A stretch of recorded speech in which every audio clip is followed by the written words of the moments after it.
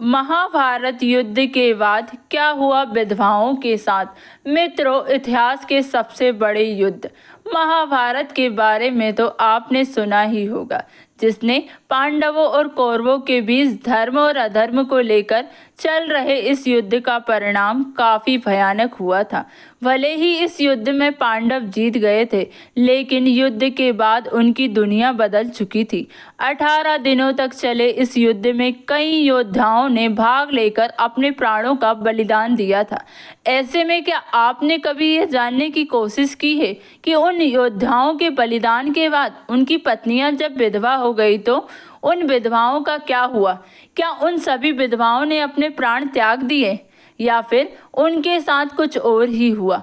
अगर आप भी इन सभी सवालों का जवाब जानना चाहते हैं तो बने रहे हमारे साथ वीडियो के अंत तक। नमस्कार मित्रों, स्वागत है आपका आज के इस नए वीडियो पर। एक बार फिर से मित्रों, महाभारत ग्रंथ में आश्रमवासी पर्व के 33वें अध्याय में कुरुक्षेत्र के मैदान में वीर गति को प्राप्त सैनिकों की विधवाओं के बारे में जानकारी मिलती है, जिसके मुताबिक महाभारत युद्ध के बाद पांडवों को हस्तिनापुर का राज्य मिल गया था। पांडव पुत्र युधिष्ठिर का हस्तिनापुर के नरेश के रूप में राज्य अभिषेक किया गया। अन्य भाइयों को भी हस्तिनापुर राज्य की अलग अलग महत्वपूर्ण जिम्मेदारियां सौंप दी गई। युधिष्ठिर के बाद भीम को हस्तिनापुर का उत्तराधिकारी भी घोषित किया गया। प्रजा भी इनके शासन में काफी खुश रहने लगी। पांचों पांडव अपनी जिम्मेदारी को निभाने के साथ साथ ज्येष्ठ पिता धृतराष्ट्र, अपनी बड़ी मां गांधारी और अपनी माता कुंती की सच्चे मन से सेवा किया करते थे। पांडवों की सेवा से धृतराष्ट्र और गांधारी समय के साथ अपने पुत्रों के शोक से बाहर आ गए थे और इसी तरह 15 साल का समय बीत गया। लेकिन एक दिन अचानक धृतराष्ट्र के मन में राजमहल छोड़कर वन में जाने की इच्छा हुई। इसके बाद उन्होंने युधिष्ठिर के सामने अपनी इच्छा को प्रकट करते हुए कहा कि हे युधिष्ठिर, अब हमारा मन राजमहल में नहीं लगता, इसलिए हम चाहते हैं कि बचा हुआ जीवन वन में बिताएं। तुम हमें वन में जाने की आज्ञा दो।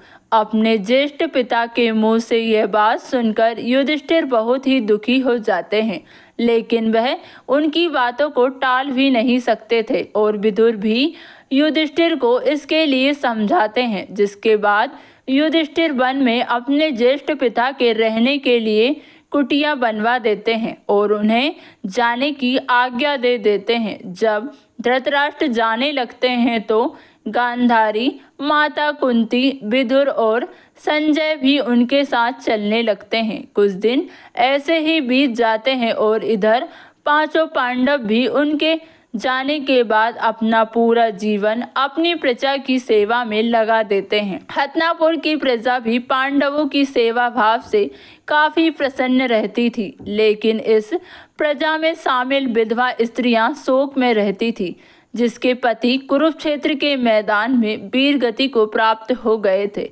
अपने पतियों के शोक में वह स्त्रियां हमेशा रोती और बिलखाती रहती थी। युधिष्ठिर चाहकर भी उनके दुखों को दूर नहीं कर सकते थे, क्योंकि उन्होंने खुद अपने लोगों को अपनी आंखों के सामने मरते हुए देखा था। कुछ दिन ऐसे ही बीत जाते हैं। फिर एक दिन पांडवों में सबसे छोटे भाई सहदेव को अपनी माता कुंती से मिलने की इच्छा होती है।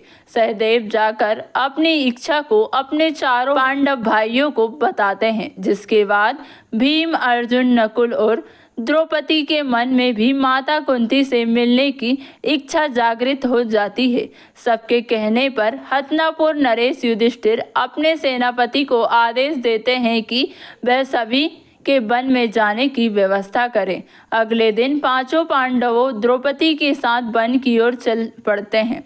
जब इस बात का पता हस्तिनापुर की प्रजा को चलता है तो वह लोग भी उनके साथ जाने लगते हैं। उन लोगों में वह विधवा स्त्रियां भी थी जिन्होंने अपने पति को महाभारत के युद्ध में खो दिया था।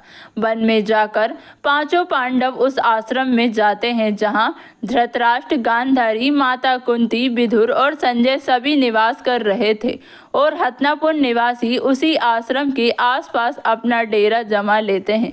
कुछ दिन ऐसे ही बीत जाते हैं। तभी एक दिन महर्षि वेदव्यास उस आश्रम में पांडवों से मिलने आते हैं। पांडवों से मिलने के बाद जब वह आश्रम से बाहर निकलते हैं तो उनकी नज़र हथनापुर की उन विधवाओं के ऊपर पड़ती है जो अपने पति के शोक में विलाप कर रही होती है। महर्षि वेदव्यास हथनापुर के अन्य निवासियों पर भी गौर करते हैं। युद्ध में मारे गए अपने परिजनों के शोक में वह डूबे हुए होते हैं।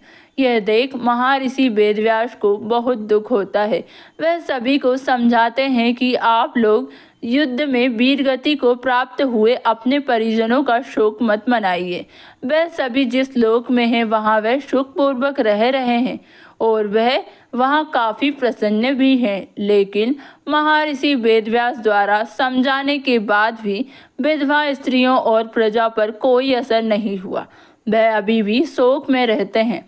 तब महर्षि वेदव्यास सभी से कहते हैं कि अगर आप लोगों को मेरी बातों पर यकीन नहीं है तो मैं आज आपको इसका भी यकीन दिला दूंगा। आज रात को मैं आप सभी को अपने परिजनों से मिलवाऊंगा। यह सुनकर प्रजा के चेहरे पर एक तेज आ जाता है और वह सभी अपने परिजनों से मिलने के लिए बहुत ही ज़्यादा उत्साहित हो जाते हैं। जिस आश्रम में वह रहते थे उस आश्रम के पास गंगा नदी का तट था। जैसे ही महर्षि वेदव्यास ने कहा था, शाम के समय सूर्यास्त होने से पहले सभी लोग गंगा नदी के तट पर अपने परिजनों से मिलने पहुंच जाते हैं।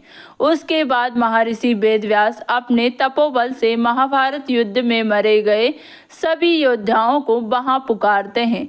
महर्षि वेदव्यास के तपोबल से सभी योद्धा एक एक करके गंगा नदी से बाहर निकलते हैं और अपने मृत परिजनों को एक बार फिर से अपने सामने देखकर पांडव सहित हथनापुर के सभी निवासी बहुत प्रसन्न हो जाते हैं। सभी अपने परिजनों से मिलते हैं, उनसे बातें करते हैं और उनके साथ थोड़ा समय बिताते हैं, जिसके बाद उन्हें इस बात पर यकीन हो जाता है कि उनके परिजन इस लोक से मुक्ति पाकर अपने अपने लोकों में खुश है।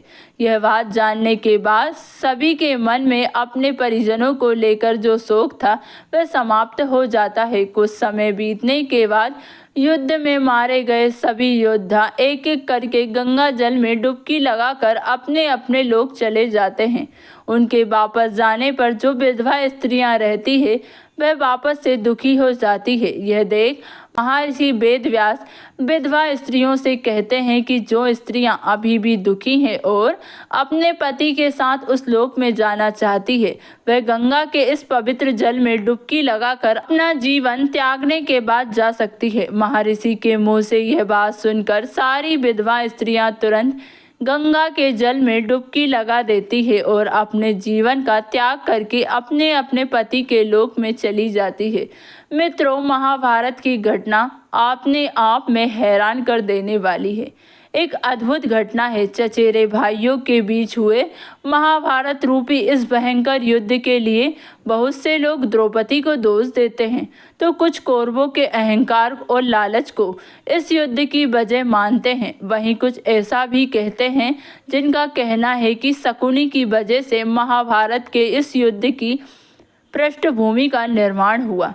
खैर जो भी हो, लेकिन इस भयंकर युद्ध में लाखों की संख्या में जाने गई और साथ ही पूरे कुरुवंश का विनाश हो गया।